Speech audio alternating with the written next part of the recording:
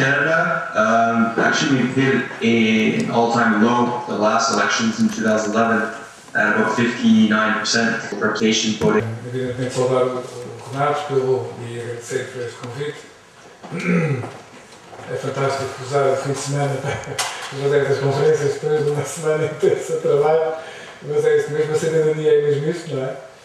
E de facto eu tenho aqui uma apresentação longa que faz parte de um projeto, de um livro que estou a escrever. Vou ocupar-vos uma apresentação demasiadamente longa, mas só de facto algumas ideias ficam mais claras estemograficamente, mostrando ali alguns slides. Não é? Em qualquer dos casos, eu estive a ouvir o debate com os nossos convidados do Canadá e de Nova Iorque e também a tentar perceber aqui a temperatura e o estilo, o que é que no fundo esta audiência, o que é que motiva esta audiência. Eu penso que, se bem percebi, o que está aqui em causa é fundamentalmente a questão da democracia participativa, da democracia sob formas mais intervenientes do que a democracia representativa, a coisa que, enfim, me preocupa desde que eu me recordo, que votei a primeira vez, e portanto penso que estamos sintonizados. Eu diria o seguinte, em relação ao tema que eu irei aqui lançar para o debate com o Paulo Chico Pereira, um debate que certamente vai ser interessante, porque eu penso que eu e o Paulo concordamos com muitas coisas, mas é isso mesmo, é um debate muitas vezes é mais difícil de debater a partir da concordância do que a partir da discordância. Eu, no entanto, não gostaria de fazer algumas considerações prévias sobre a questão da democracia no contexto em que nos encontramos. Primeira consideração. A democracia joga-se em escalas e tempos distintos. O que ouvimos aqui com os nossos amigos do Canadá e dos Estados Unidos foi justamente um bom exemplo daquilo que nós não temos na Europa. Ou seja, o Canadá e os Estados Unidos são duas nações, dois países federais. Os Estados na América são as províncias no Canadá. E nós aí temos a democracia em três planos. Por acaso foi pena, porque de facto os nossos amigos não nos disseram uma coisa que, enfim, quem conhece um bocadinho esse país sabe, é que existe um diferente nível de extensão e de participação nos três níveis. Ou seja, nós temos um nível municipal, temos um nível depois estadual ou provincial e depois temos um nível federal. E o nível mais participado, geralmente é o que está mais próximo das pessoas, que é o nível municipal. O que não quer dizer que não tenham níveis de participação a nível federal que não se comparam com os níveis que nós temos para o Parlamento Europeu. São muito superiores, não? Acima de 50, enquanto nós aqui na Europa temos a mais de 40, muitas vezes 40, mais de 40. Portanto, isto em relação à escala. Nós na Europa, na verdade, não temos uma escala europeia. Portanto, algumas pessoas que sem cultura federal, inclusive até algumas pessoas que, tanto aparentemente pró como contra, esquecem-se disto, é que nós temos uma estrutura europeia, que eu já vou explicar, mas não temos uma democracia europeia que legitime essa dimensão. Ou seja, o Parlamento Europeu e as eleições para o Parlamento Europeu são apenas um proxy, quer dizer, são apenas um exato, são apenas um simulacro de democracia. Porque as instituições europeias não são de facto democráticas, não são eleitas democraticamente. Nós em Portugal nunca votámos num tratado europeu, nem nós, nem os alemães. Alguns países votaram, a Dinamarca, a França, a Irlanda, mas votaram até dizerem que sim. Ou seja, até darem a resposta certa. Não é? Enquanto não deram a resposta certa, foram massacrados com. Portanto, é muito importante perceber que nós não temos, ou seja, uma das tarefas fundamentais nesta crise europeia é construir a democracia europeia. Nós podemos dizer, em relação à democracia na Europa, aquilo que o Mahatma Gandhi disse uma vez nos anos 30, quando os ingleses perceberam que não podiam matar Mahatma Gandhi, talvez fosse melhor comprá-lo, convidaram para ir à Inglaterra, fazer uma visita, os jornais, a rádio, aquelas novidades que apareceram no cinema, e o Mahatma lá foi com a sua roupa, e andou a visitar a Inglaterra, e então, uma vez em Londres, ele foi visitar um bairro operário inglês. E tinha os jornais todos cá à espera dele. Quando ele saiu, um jornalista, um jornal importante, perguntou-lhe assim: Mr. Mahatma Gandhi, what do you think about British civilization? O Mahatma Gandhi pensou bocadinho e disse assim, well, I think it would be a good idea. É exatamente o que se passa com a democracia europeia e com o federalismo europeu. Quer dizer, I think it would be a good idea, porque não existe. Em relação à questão da democracia e do tempo, evidentemente que eu concordo com tudo aquilo que foi dito acerca da necessidade de formação cívica, pedagógica. Nós já tivemos uma cadeira de cidadania que foi destruída, não sei lá, já pelo governo. No entanto, é preciso perceber que neste momento nós não estamos a viver uma época de tempo incremental. Não é? Ou seja, em que no fundo podemos, de certa forma, estar tranquilos em relação à duração e à sucessão. Não é? Nós estamos a viver um tempo absolutamente voraz, um tempo de voragem nos dias, não é? Em que não sabemos o que é que vai acontecer daqui a um mês. Portanto, este é o tempo de grandes diacronias, descontinuidades. E, portanto, eu penso que nós deveremos tentar perceber que, numa situação destas, nós temos que ser capazes de pensar na democracia, tendo em consideração que o quadro em que a nossa discussão está a processar-se pode mudar de um dia para o outro. Não é? Isto volta outra vez a introduzir a questão da escala. Portanto, falei da escala, falei do tempo, estou a falar outra vez da escala. Mas agora queria falar da escala relacionando com a complexidade. O que está a acontecer na Europa hoje, na minha leitura, é que os problemas, eu vou depois identificá-los em alguns slides, que estão a surgir, são problemas que se prendem com a complexidade da construção institucional, financeira e económica, consagrada em tratados, que foi efetuado. Trata-se de uma complexidade não suportada em nenhum apoio da cidadania e em nenhuma rotina democrática de legitimação, mas que efetivamente constitui uma estrutura, como iremos ver, bastante complexa. E o grande desafio que se coloca para os cidadãos consiste no seguinte: consiste em fazer aquilo que eu venho propondo, que é tentarmos encontrar uma democracia capaz de acomodar a complexidade e de resolver os nós górdios que esta tem, ou, como outras pessoas defendem, que é de romper com a complexidade e permitir que a sociedade europeia se estruture ao nível da democracia que existe neste momento. Ora bem, a única democracia que existe neste momento é a democracia do Estado-nação, não há outra. Não há.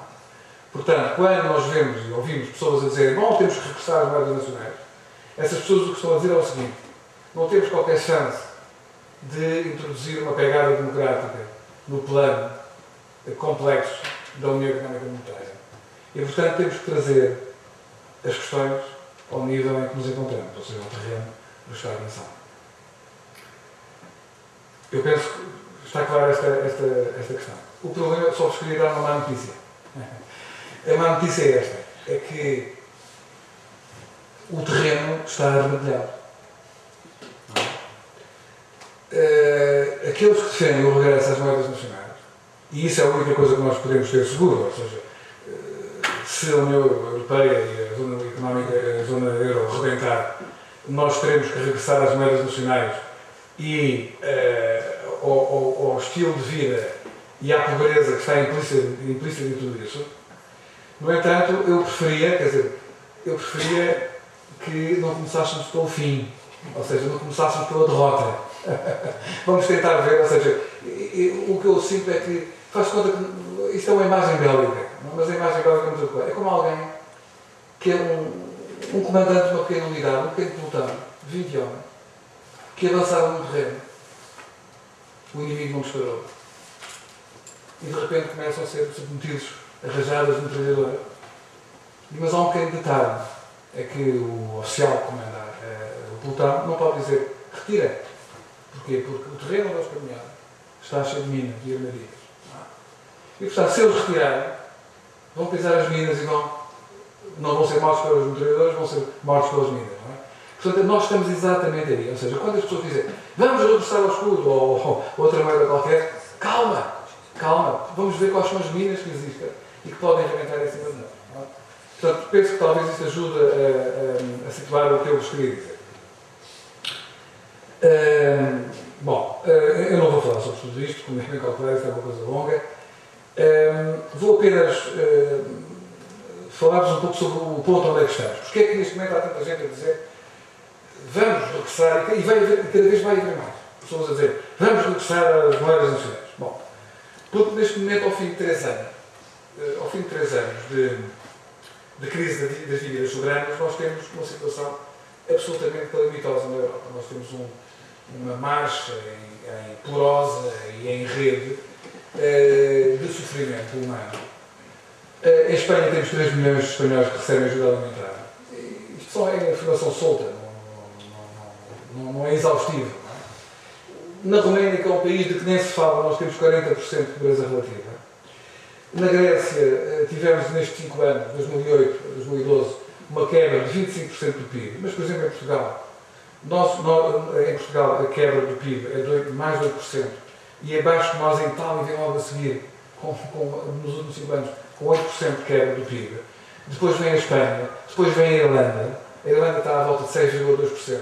Mas são números falsos, não é? Porque a Irlanda, como é a sede de muitas empresas multinacionais, há muitos lucros que entram pelo PIB, mas que não ficam na Irlanda. Não é? Mas pronto, aparece como um país internacional, mas com uma quebra em 5 anos, 6,2%, que é relativamente pouco. Uma coisa extraordinária, o diretor do Comitê Internacional do Cruz Vermelha diz que neste momento a ajuda alimentar na Europa é semelhante àquela que existia em 46, a Segunda Guerra Mundial. Não é?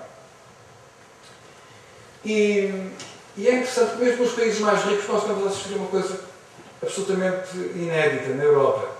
Estamos a assistir a um processo de desconstrução de todo o caminho de aproximação entre os mais ricos e os mais pobres, que foi efetuado a partir de 45, quando o índice de Gini começou de facto a diminuir na Europa, aproximarmos mais para o zero do que para o 100, e em países como a Áustria ou como a Alemanha. De facto, há um relatório que foi efetuado a partir de 2006 pelo BCE, pelos bancos centrais, que é este Household Finance and Consumption Survey, que é um estudo muito útil, ainda que está numa fase quer dizer, já saiu uma parte, mas está ainda a ser feito, porque estuda a riqueza, o património líquido, não estuda o rendimento, ou seja, a maior parte dos estudos que há aí são de rendimentos, estudam fluxos, não é? Isto não, estuda, por exemplo, o capital imóvel, as casas que as pessoas têm. Não é?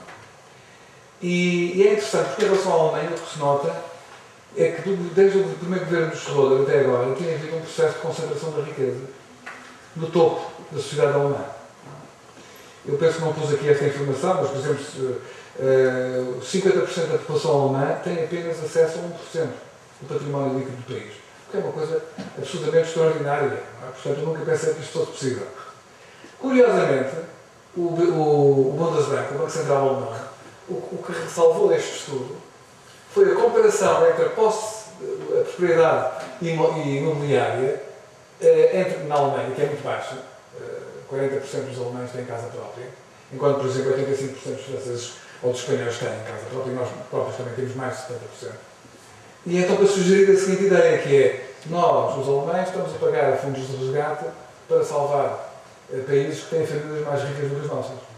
Porque a partir do momento em que eu ponho um imóvel na riqueza patrimonial de uma família, esquecendo que uma parte desse imóvel pertence ao banco, é uma dívida que eu tenho ali, eu imediatamente desequilibro. Mas atenção, o Bundesbank é dirigido por um terrorista, não é? Chamado Jens Weidmann, não é? É um pequeno detalhe, não é uma pessoa séria. Tipo, tem umas bombas, não é? Portanto, no cinto. E Portugal? Nós somos o terceiro país mais desigual da União Europeia, só ultrapassado pelos nossos amigos da OTAN e da Bulgária. Os 20% mais ricos têm um rendimento 6 vezes superior aos 20% mais pobres. O nosso coeficiente de Gini, portanto, como sabem, é um coeficiente que, se a sociedade fosse completamente igualitária, seria de 0. Se tivesse tudo nas mãos de um faraó, seria de 100, não é? Portanto, nós estamos em 33,7, na União Europeia a média é 30,5. A despesa pública é é uma despesa que está abaixo da média europeia, apesar de tudo o que se diz acerca do despesismo do Estado. Só para terem uma ideia, hoje nós temos um PIB, uma despesa pública de 45%, pouco mais, talvez agora com a nossa diminuição do PIB e com os desastres todos desta governação, deveremos estar entre os 45% e os 46%, mas, por exemplo, a França tem 56% de dívida pública. Não é? Portanto, 56% de despesa pública, peço desculpa, na dívida pública. E além do mais, em Portugal nós somos vítimas da ideologia da incompetência, como todos já percebemos. O memorando previa uma dívida pública de 108% em 2013, já passámos, não é? Mas em 2012 atingiu 122,5%. O déficit seria 3% agora fala-se em 4,5%. O desemprego seria de 12,4% para 2013, atenção. E no final de 2012 já atingiu 17,5%. E previa-se para este ano, na primeira revisão do memorando da Troika, feita em 2011, previa-se 1,2% de crescimento em 2013 e vamos ter um crescimento de 2,3%. O que é que me parece mais significativo? O que mais significativo é que as políticas que estão a ser levadas a cabo, de uma austeridade inútil, ou seja, preciso, para o Paulo, para precisar das coisas para o nosso debate, eu não estou a dizer que não é importante termos umas contas públicas equilibradas, o déficit, a dívida, é fundamental. O que eu estou a dizer é que a política que está a ser gizada é uma política que vai tornar tudo isso mais difícil. Mas é uma política que está a construir Estados falidos, que nem sequer vão honrar a sua dívida pública. É uma política de construção de bancarrotas. E porquê é que isso acontece? Acontece porque, no fundo, o diagnóstico está completamente errado. O único país em que se aplica a ideia de dívida soberana é a Grécia. É o único país. Foi o único país em que o Estado, de facto, se endividou de uma forma bastante substantiva. Porque, por exemplo, em Portugal, a nossa dívida não é a dívida externa, é a dívida geral. Não é? Portanto, também é a dívida interna. Total, neste momento, é de 439% do PIB. 439% do PIB. Estão sentados? Bem. O Estado deve 124% do PIB. Mas, por exemplo, as empresas ultrapassam os 200%. E as famílias são à volta de 100% do PIB. Quer dizer, portanto, no fundo, onde é que isto é dívida soberana? Rigorosamente, isto é uma dívida das empresas. Porque é o que tem mais de 200%. Na Irlanda, a dívida não é pública, é da banca. O Estado endividou-se para salvar a banca, o sistema bancário. Os bancos irlandeses meteram-se até ao pescoço no subprime e levaram um país atrás. Um país que tinha uma dívida pública baixíssima, que respeitava, era dos poucos países que respeitava o Pacto de Estabilidade e Crescimento, nomeadamente aquele indicador do déficit abaixo de 3%. Bom, eu vou passar aqui umas coisas sobre a América, porque penso que já estamos todos fartos de ouvir falar disso. E vamos aqui à questão qual é a raiz da crise? Bom, a raiz da crise é de facto uma raiz, e aqui é que entramos na complexidade, não é? Tem a ver no fundo com o desenho da União Económica e Monetária. Para termos uma ideia, a construção europeia foi feita através de sucessivos tratados. Não é? Tivemos em 50 a Declaração de Schuman, a Comunidade Europeia do Carvão e do Aço, demos um passo em frente na integração do aço e do carvão, que eram matérias-primas da guerra europeia, com a França e a Alemanha no centro do processo. Depois tentámos dar um passo maior do que a perna, não é? Que foi em 52, quando se avançou com a ideia de criar uma Comunidade Europeia de Defesa, um exército europeu comum, que foi fracassado em França, em 54. Recuámos. Depois os europeus, em 57, avançaram com mais dois tratados, os tratados de Roma, o Tratado da CE e o Tratado de Energia Atómica. Depois tivemos várias revisões dos tratados, enfim, e depois demos a seguir à unificação alemã. Em 91, 92, avançámos com o Tratado de Maastricht. No Tratado de Maastricht está a União Europeia e está a União Económica e Monetária. O grande problema é que todos os tratados, até Maastricht, eram tratados que tinham uma lógica de integração, mas uma lógica que jamais passava por uma verdadeira partilha de soberania. Isto é, os Estados-nação envolviam-se em processos de cooperação para a criação de um mercado interno, mas na verdade nunca partilharam, efetivamente, nenhum poder soberano. Ou seja, nunca partilharam nenhuma daquelas competências que faz a vida ou a morte de uma comunidade em termos políticos. Uma imagem, como é tarde, enfim, já percebemos, mas uma semana de trabalho, uma imagem simples. É como alguém que, numa relação afetiva, jante, faça programações em conjunto, passeios noturnos, fins de semana juntos, mas nunca partilha a sua casa. Portanto, é alguém que, através de um SMS, pode dar uma ordem ou uma indicação de desconvocação ao terceiro. As coisas mudam com a União Económica e Monetária. A União Económica e Monetária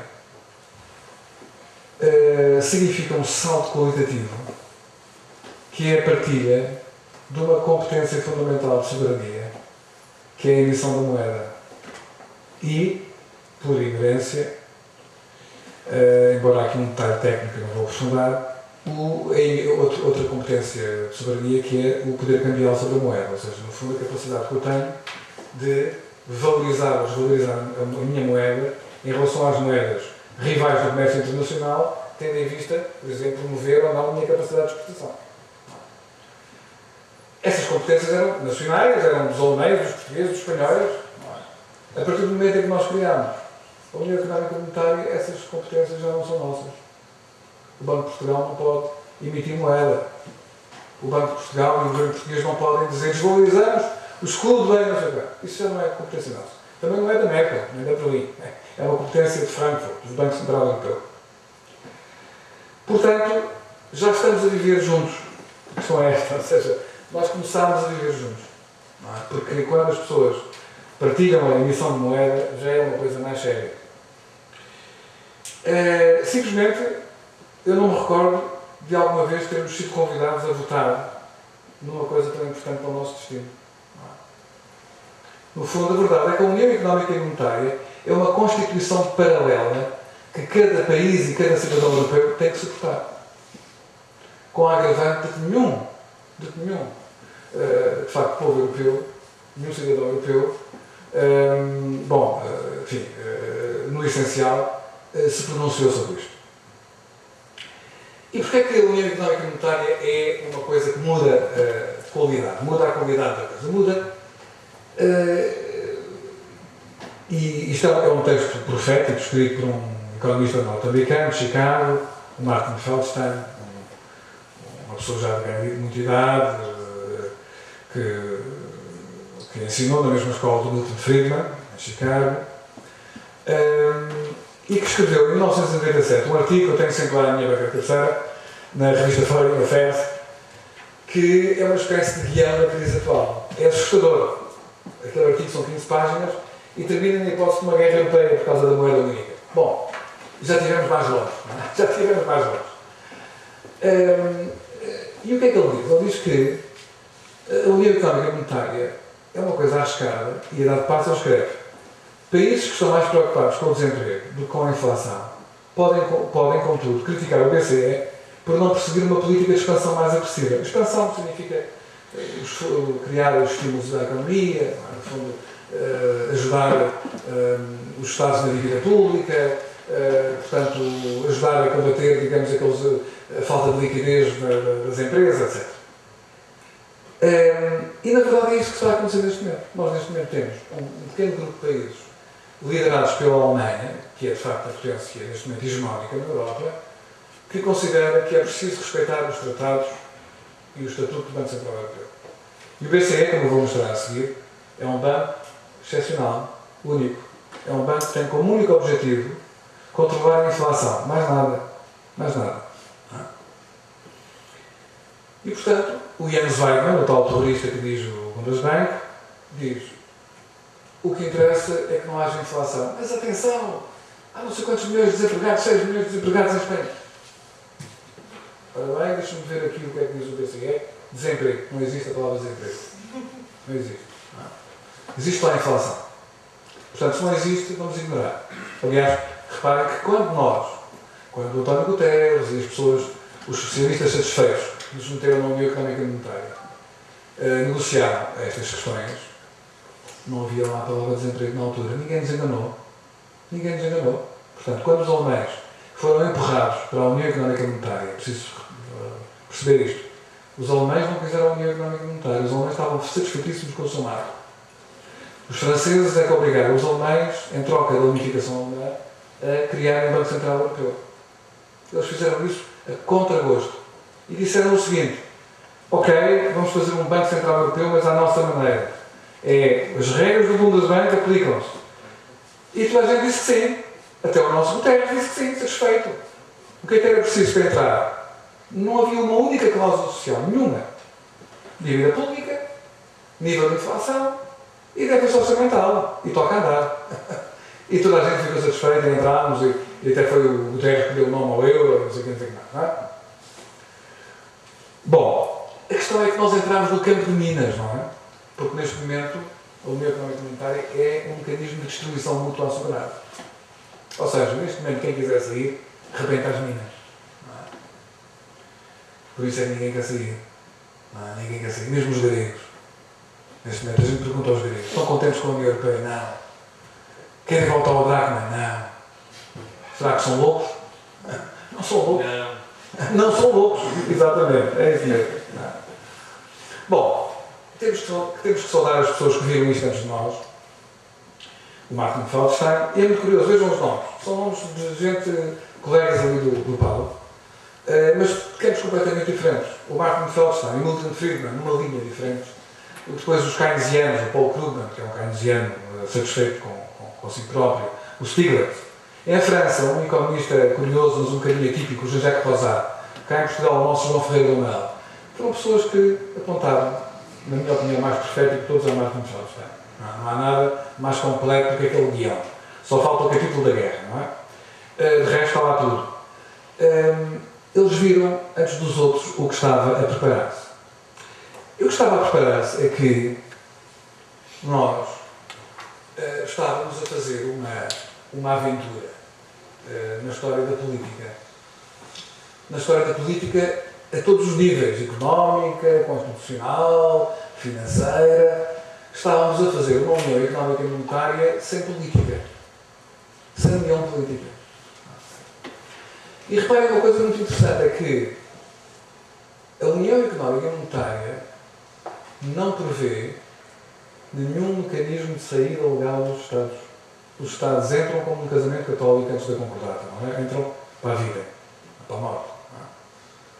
Não está previsto no Tratado de Lisboa, no Tratado da União Europeia, está previsto no final a possibilidade de um Estado sair da União Europeia, mas não da União Económica e Monetária. As uniões económicas e monetárias que nós conhecemos são geralmente uniões que foram antecipadas por uma união política. Quando os norte-americanos fizeram a sua Convenção de Filadélfia, em 1787, de onde surgiu a Constituição, que ainda hoje é a Constituição Americana, eles não tinham um sistema monetário, não tinham um Banco Central, não tinham moeda. O dólar era posterior. Ou seja, eles primeiramente fizeram aquilo que eu penso que um casal deve fazer, que é, antes de viverem juntos, perguntam-se um ao outro: vamos viver juntos? Temos capacidade para fazer uma coisa em conjunto? Não é? Nós não. Nós, como aqueles casais que depois de uma noite de bebida acordam na cama um do outro, sem perceber como é que aquilo aconteceu. Não é? Portanto, nós bebemos muito e os povos europeus foram para a cama da moeda única e agora acordamos e não gostamos do hálito, temos o mau hálito que temos ao lado, não é? Acontece. E mesmo, é muito curioso, porque mesmo, por exemplo, estou a pensar, a União Económica e Monetária do Império. O Império Austro-Húngaro tinha uma União Económica e Monetária. A moeda húngara e a moeda austríaca podiam comprar objetos, os húngaros compravam objetos em Viena e os de Viena compravam em Budapeste. E de 10 em 10 anos, o Parlamento de Viena e o Parlamento de Budapeste reuniam-se solenemente para votar esta seguinte pergunta: queremos continuar na União Económica e Monetária Austro-Húngara? Queremos. E se votavam sempre sim, até que a guerra acabou com o Império. Não é? Nós nem isso, nem esta coisa com o Império conservador, nós tivemos. Não é? E o que é que no fundo está mal? Bom, eu como sou federalista, o que eu penso, eu vejo a coisa, os que querem o regresso do euro, dizem assim, tens que beber essa água, puseste água a mais. E eu digo, não, o copo está meio cheio, temos que completar a obra. Ou seja, nós temos neste momento, em Frankfurt, um poder de emissão de moeda e um poder cambial implícito. Depois do debate eu posso explicar porque é que é implícito. Mas não temos nenhum orçamento comum, porque não há nenhum governo europeu. A Comissão Europeia não é um governo europeu. O conjunto das instituições europeias vale 1% do PIB europeu. Não temos uma união fiscal, ou seja, não temos impostos comuns a todos os cidadãos europeus. O financiamento da União Europeia não é feito através de um federalismo fiscal, é feito por contribuições dos Estados, de forma a garantir um esquema hierárquico entre países crescidos que dão dinheiro e países adolescentes que ao fim de semana vão pedir de mão dada aos papás que lhes deem dinheiro para as bebidas durante o fim de semana. E este é um esquema perfeitamente infantil que se mantém. E a prova que nós não temos uma união fiscal é que, por exemplo, as empresas do Pecivim português, do índice bolsista português, pagam os seus impostos, eu penso que neste momento são todas, na Holanda. Ou seja, a riqueza é gerada em Portugal e os impostos são pagos num país pobre, que é a Holanda. Portanto, nós temos uma anarquia fiscal na União Europeia. E não temos nenhuma política económica, portanto, não há nenhuma estratégia económica, pelo contrário, no fundo há uma competição, como se os países europeus fossem rivais na guerra económica, e são, infelizmente. E, last but not least, nós não temos nenhuma estrutura constitucional, nenhum mecanismo de legitimação democrática deste edifício. Criámos uma máquina verdadeiramente enlouquecida. Vale a pena, há um exercício que eu vos podem na net, leiam, para terem uma ideia das pessoas que construíram esta. Há um pequeno problema. Isto é uma máquina estúpida.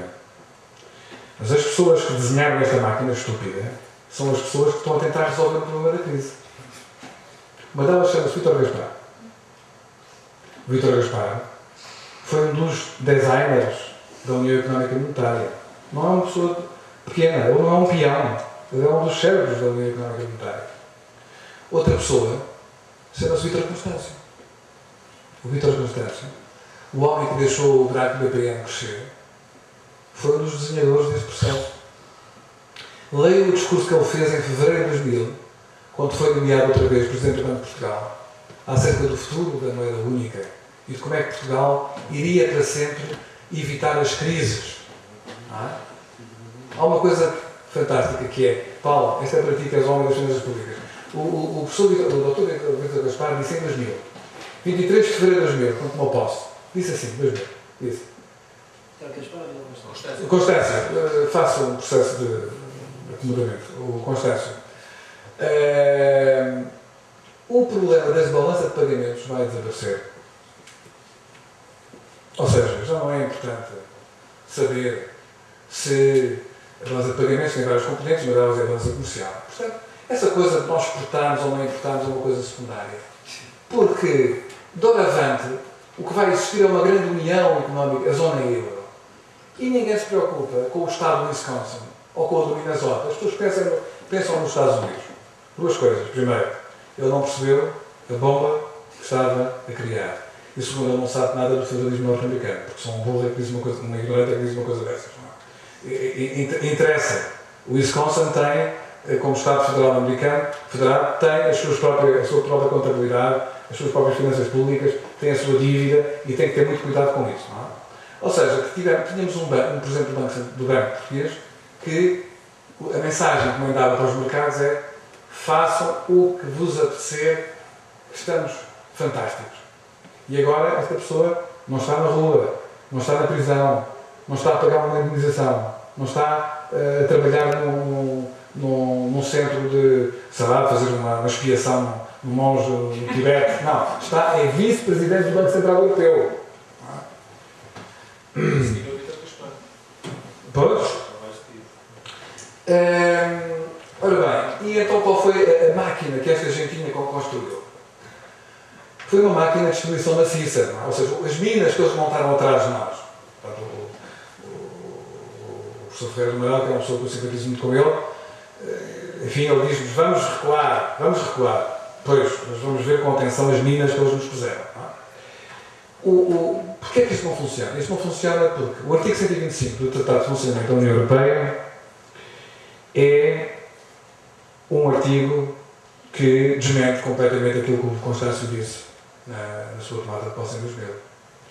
É um artigo que diz o que está, vocês podem ver, não escuso estar a ler, ou seja, diz pura e simplesmente que a União Europeia não paga as dívidas dos Estados-membros, nem das regiões. Não há mutualização de dívida. A moeda é de todos, a moeda única, mas as dívidas são de cada um. Não é? Aliás, reparem que rigorosamente a Merkel tinha razão em relação à questão da Grécia. A Merkel, como disse, não pagamos a dívida. Nós damos a Grécia. Ela estava apenas agarrada no Tratado dos dois, assim. TCTFUE é artigo 125. O problema é que os mercados não acreditaram, isto é muito interessante, os mercados não acreditaram. Ou seja, as pessoas os economistas, os analistas financeiros, os conselheiros dos bancos, dos fundos de investimento, dos fundos de pensões, dos fundos soberanos, etc. Pessoas muito melhor pagas do que os ministros, não é? E, portanto, em princípio, são pessoas com uma formação, pessoas com alguma inteligência, não é? Embora ganhem sempre mais do que a sua inteligência, na minha leitura, não é? Aconselharam a investir nos fundos na dívida pública sem problemas. O rating dos países era safe. Rating de investimento. Podia ser Grécia, Portugal, não havia problema. Vejam a evolução da taxa de juros, não é? da dívida pública. Nós pagávamos uns pontos base, umas coisinhas pequeninas, acima da Alemanha, nós os gregos, os irlandeses. Era tudo seguro. A chanceler Merkel começou logo a tratar-nos da vida. Quando começou? Quando ela começou a dizer que, afinal de contas, a Grécia não tem hipótese nenhuma, os mercados subitamente perceberam. Afinal de contas, aquela senhora que dirige o país mais importante da União Europeia, em vez de fazer aquilo que o líder faz, que é pôr-se à frente daqueles que são mais fracos na sua companhia, não é? Está a dizer, olha, disparem, e tem um alvo, não é? E vejam as declarações, durante 5 meses a Merkel disse, não pagamos, entre dezembro de 2009 e maio de 2010. E vejam como é que os mercados começaram a avaliar a dívida pública. Portugal, Espanha, Itália, Irlanda, não é? Começa aí, não é? Começa logo aí, o Mora Lázaro começa aí. Não é? Portanto, nós começámos a pagar também pela Grécia, não é?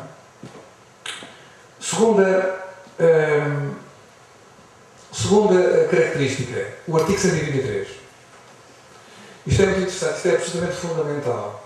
Isto é um argumento, por exemplo, que o Ferreira do Amaral usa, e com razão, não é? Para justificar, no fundo, o regresso ao escudo, ou qualquer coisa do género, e que é o seguinte, é que o nosso BCE, o nosso Banco Central, é um banco que funciona apenas de um dos lados, ou seja, é um banco que não tem, de facto, verdadeiramente as características de um Banco Central, como o Banco da Nova Zelândia, como o Banco da Inglaterra, como o FED, a Reserva Federal Americana, como o Banco do Japão, etc. Tóquio. O artigo 123 diz claramente que o Eurosistema, portanto, o BCE e os bancos nacionais, não podem emprestar aos Estados nem comprar dívida pública no mercado primário. Já ouviram falar nisso, não é? Portanto, o que o BCE pode fazer é, eventualmente, aceitar, comprar ou aceitar como garantia a dívida dos Estados no mercado secundário. Portanto, enquanto no mercado primário nós podemos ter um preço político, não é? Podemos ter uma taxa de juros política, no mercado secundário temos uma taxa de mercado. Portanto, um Banco Central a sério deveria ser capaz de fazer duas coisas que o Banco Central não faz. Ser emprestador de última instância para a banca comercial e comprar diretamente as obrigações do Tesouro a taxas de juros inferiores às taxas de mercado. Portanto, o BCE não faz isto. Artigo 123 não faz isto. E, finalmente, é aquela questão que que vos dizia, não é? Ou seja, o BCE é apenas um banco que visa a manutenção da estabilidade dos preços, ou seja, combate a inflação. E há uma coisa muito curiosa, sabem, é que o PEC, que está consagrado como lei europeia, define o horizonte de inflação à volta de... são 3%, não é? Mas o BCE, em 1999, ainda antes da moeda circular nos nossos bolsos, definiu uma taxa de inflação para a zona euro de 2%. Quer dizer, para países em dificuldades como Portugal, ou a Irlanda, ou a Grécia, a diferença de um cenário de 2% a 3% é imensa. É 50%. É, exatamente. Mas sabem quem é que decidiu isso? Foi o Conselho de Governadores. Foi o Presidente, o Vice-Presidente, os 3 vogais e mais os 17 Presidentes dos bancos centrais. Não é nada. Não houve, são independentes. Por pressão alemã. Os governos não conseguem, os governos não têm influência, os eleitores ainda menos. Portanto, 20 e tal pessoas decidiram acerca do que é que seria a inflação ideal para a zona euro. Evidentemente que, enfim, se tivéssemos tempo depois, claro que mesmo com este tratado complicado, nós poderíamos ter uma leitura mais aberta. Eu penso que isto é uma parte do artigo 127. Eu pus ali a bold. A dar passo ao artigo diz: realização dos objetivos da União tal como se encontram definidos no artigo 3º do Tratado da União Europeia. Bom, por exemplo, uma liderança europeia que quisesse fazer alguma coisa pela Europa podia agarrar e exportar e interpretar isto de uma forma elástica. Não é? Mas nós, neste momento, do ponto de vista de uma interpretação literal, não temos nenhuma outra leitura a não ser a defesa da inflação, ou seja, o combate à inflação. Se compararmos com os americanos, vemos logo a diferença. Os americanos, na lei orgânica do FED, aparece ao mesmo tempo o Maximum Employment e o Stable Prices. Ou seja, é um Banco Central de duplo objetivo. Visa, no fundo, garantir o quê? Garantir o pleno emprego, o que só se consegue com um ambiente económico dinâmico, e combater a inflação. Mas, estas coisas que nós agora estamos a... É uma coisa extraordinária que estas pessoas que fizeram a União Económica e Monetária são economistas de profissão. Mas são pessoas que, pelos vistos, não percebem nada de história económica. Não é? Por exemplo, a União Bancária, de que se fala agora, é uma coisa que foi inventada nos Estados Unidos em 1934, no meio da Grande Depressão. Como é que foi possível termos construído a União Económica e Monetária sem termos uma União Bancária? E agora, quando se fala na União Bancária, até parece que vão inventar alguma coisa. Não é? A União Bancária é pura e simplesmente agarrada com o que os americanos fizeram e fazer. Não é? Ou seja, uma União Bancária tem que ter três dimensões. Tem que ter uma autoridade de supervisão, ou seja, atualmente na União Europeia a autoridade que dá a licença bancária são os países. Portanto, ou seja, os bancos atuam no espaço europeu, mas cada país dá licença bancária aos seus bancos. Segundo, é preciso garantir os depósitos bancários a partir na nossa diretiva aponta para até 100 mil euros. Não é? Portanto, uma pessoa que tenha um depósito até 100 mil euros, de acordo com a diretiva que está em vigor, será ressarcido se o banco falir. Já agora, pode ser útil. Se uma pessoa tiver um casal, não se preocupe, podem pôr 200 mil, se tiverem, em nome dos dois, porque é 100 mil per capita. Se for uma família de 6 pessoas, se puserem todos o nome na conta, até 600 mil euros, isso é só para não ficarem assustados, não é? Portanto, dá para isso. Dá para a família. Agora, o que acontece é o seguinte, é que quem é que paga essa indemnização? É o Estado Nacional. Portanto, porque é que neste momento os investidores, as pessoas que têm poupanças na Grécia estão a pôr na Alemanha, e em Portugal na Alemanha, e em Itália na Alemanha, e na Espanha na Alemanha? Porquê? Porquê que os bancos alemães já não vão ao mercado buscar dinheiro? Não precisam. Tem os depositantes que vêm dos países periféricos. Porque, evidentemente, qualquer pessoa com o seu perfeito juízo percebe que um país que está à beira da falência, que pediu um resgate para não ir à falência, não está em condições de salvar ninguém se a banca for à falência. Não é? Portanto, nós precisamos ter uma garantia bancária europeia. Ou seja, de dizer o seguinte: se o banco falir no Chipre ou na Alemanha, será um mecanismo de indemnização europeu que funciona. E aí as pessoas ficam com as suas poupanças do sítio. E, finalmente, um sistema de resolução bancária. Ou seja, nós precisamos de uma autoridade independente que diga: este banco tem condições para continuar e deve ser recapitalizado, este banco é uma fraude deve ser destruído. Não é? Portanto, isto é o beabá, não é? De história das finanças, do sistema económico monetário, de um sistema financeiro saudável. Não é? Bom, eu vou já terminar. Portanto, eu depois tinha aqui várias coisas que se tivéssemos tempo, enfim, depois vocês leiam no livro, quando ele sair. Vamos só falar aqui do futuro. Depois tinha aqui as questões do federalismo e tal, mas vamos falar aqui do futuro porque isto interessa. Cenários para o futuro da crise europeia.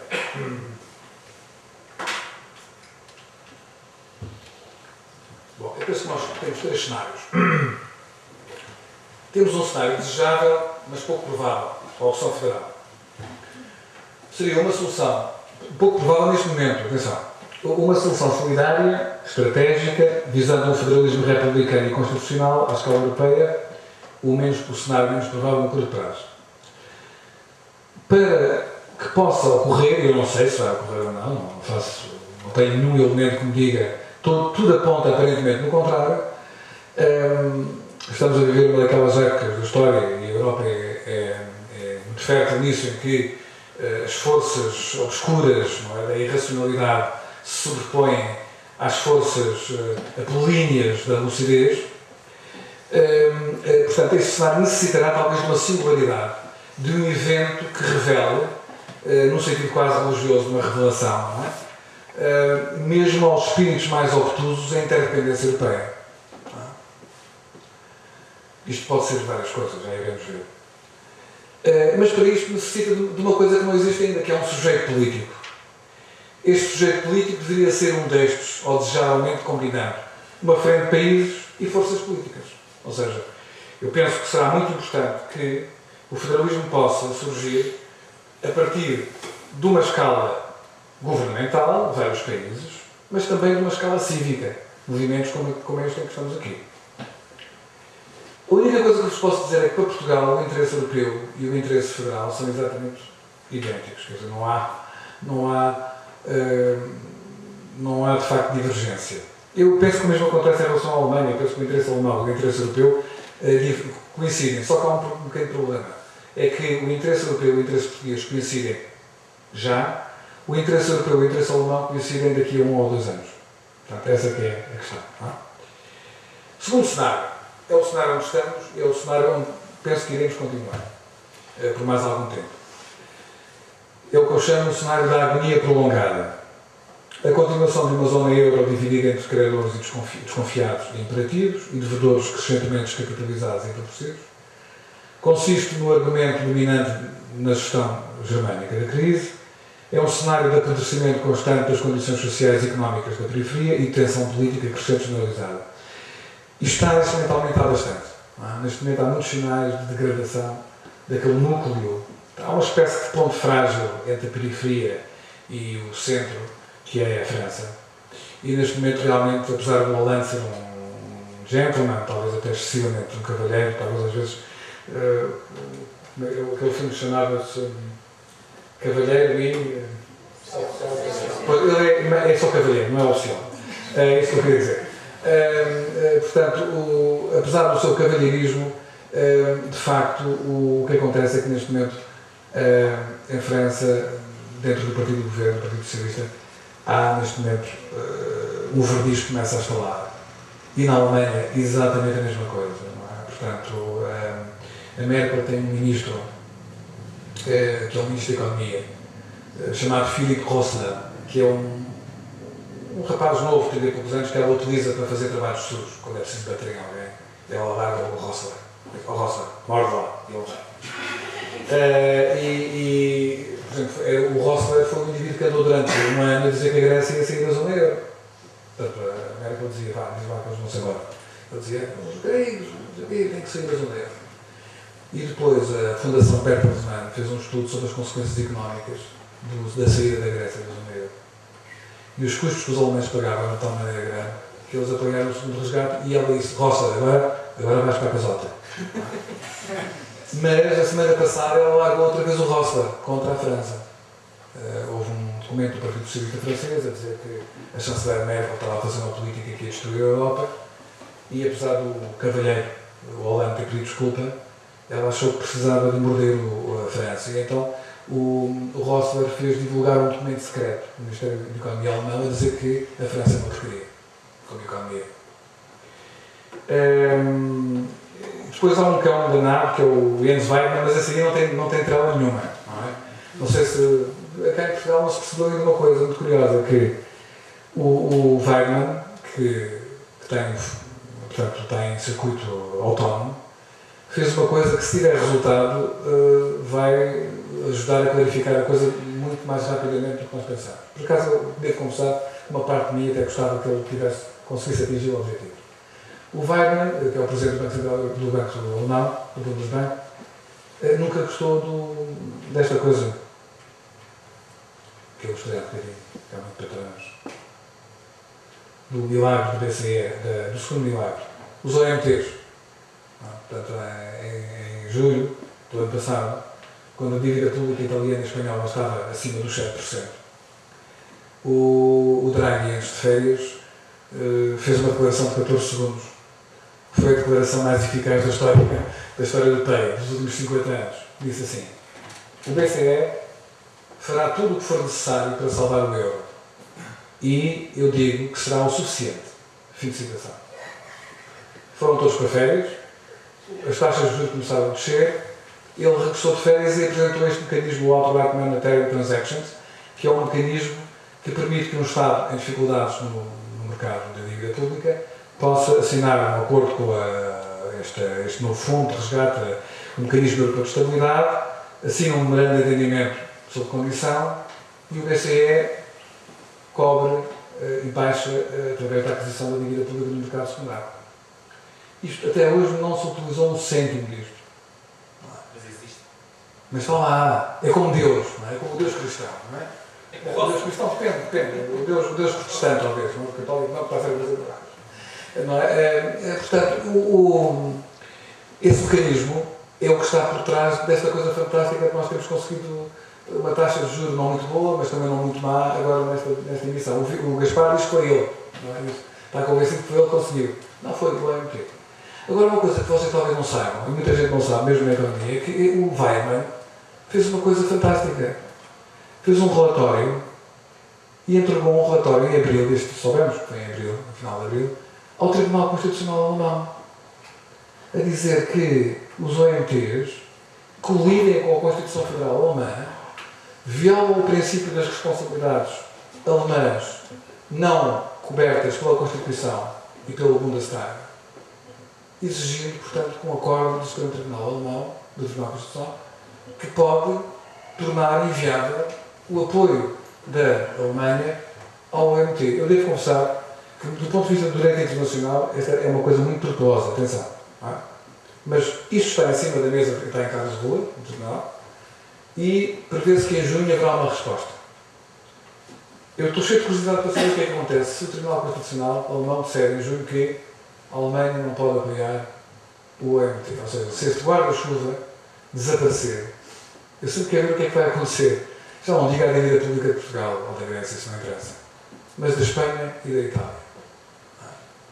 Portanto, o Weidmann, quando eu disse que era um terrorista, não estava a dizer mal do homem. É mesmo um terrorista, ele pôs umas bombas e, se aquilo realmente resultar, nós vamos ter muita gente nos mercados, os especuladores fantásticos, não é? Por dizer, bem, agora já não há o escudo, vamos então atacar o bife italiano e o bife espanhol, não é?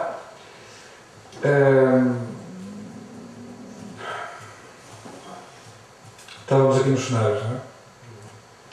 No segundo cenário. Portanto, este cenário tem esta tensão política crescente, depende também da crença dos mercados nas promessas do BCE, bem como da evolução da situação na sempre mais vasta periferia. Cá está, eu fiz esta digressão, este recuo, por causa disto, é que uma das coisas fundamentais que está neste momento a segurar a Europa é, de facto, o BCE, e é a confiança nas promessas do BCE. Portanto, se isto desaparecer, nós podemos, de facto, passar de um cenário de agonia para um cenário de fragmentação.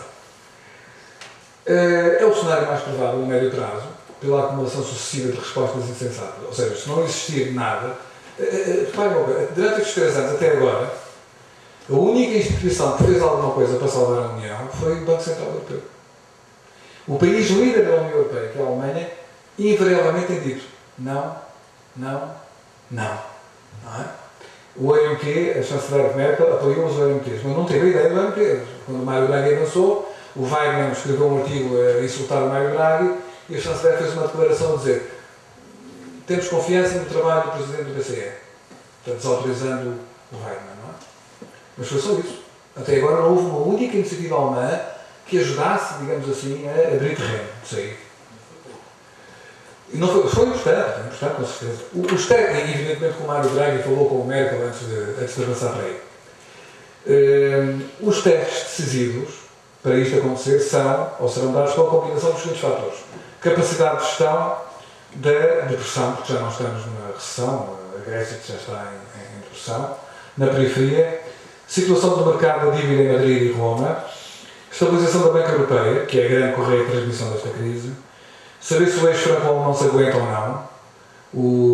Os franceses vão ter que decidir. Nós estamos sempre falando na América, mas a verdade é que os franceses têm uma palavra fundamental. Quer dizer, neste momento, a verdade é que a França deixou de existir.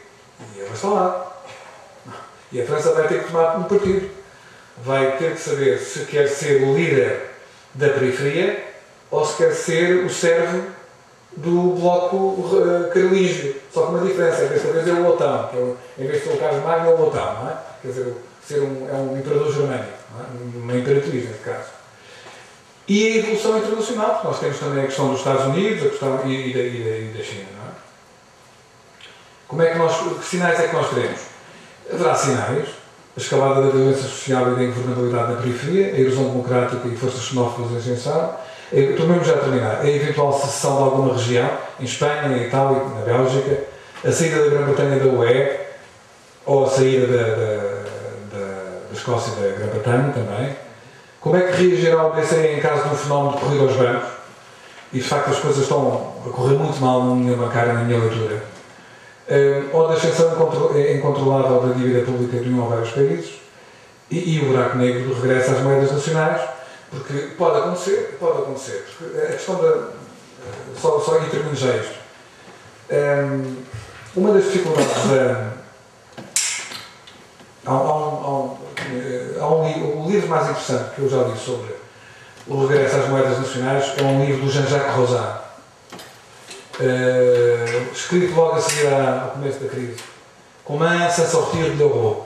É um economista francês que esteve sempre contra o euro.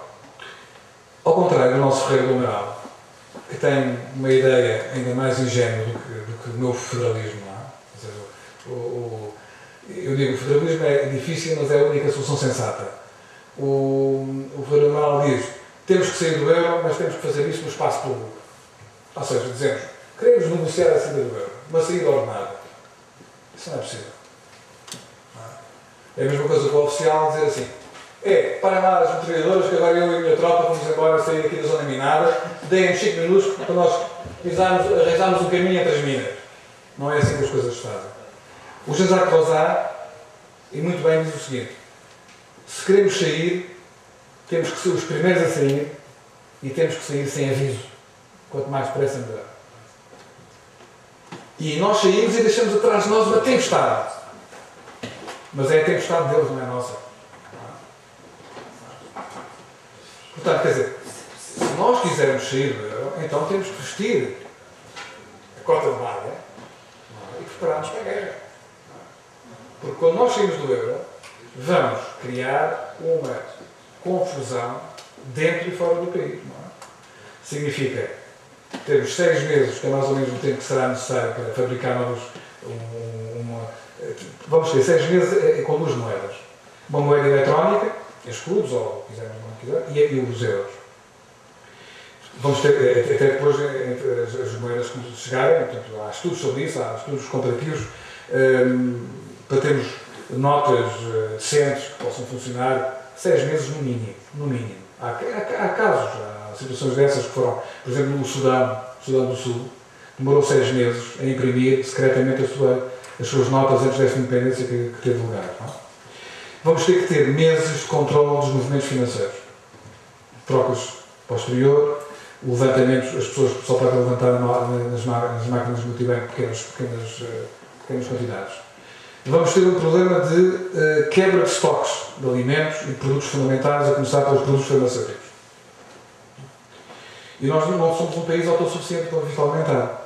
Por isso é que eu tenho dito que, por muito que isso nos custe, nós temos que arranjar um esquema qualquer com os caminhões.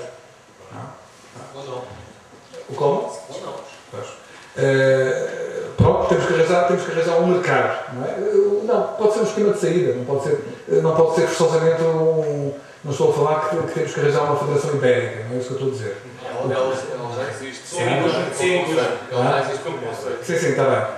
Pronto, e era isso. O que é que eu posso dizer mais?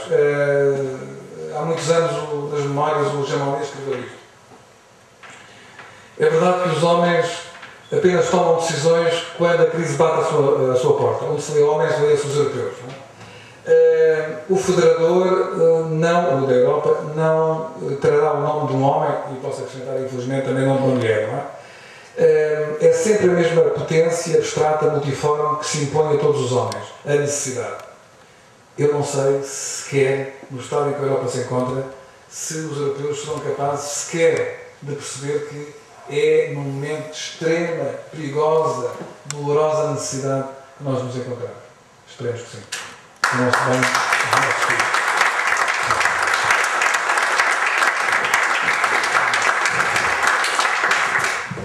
Obrigado.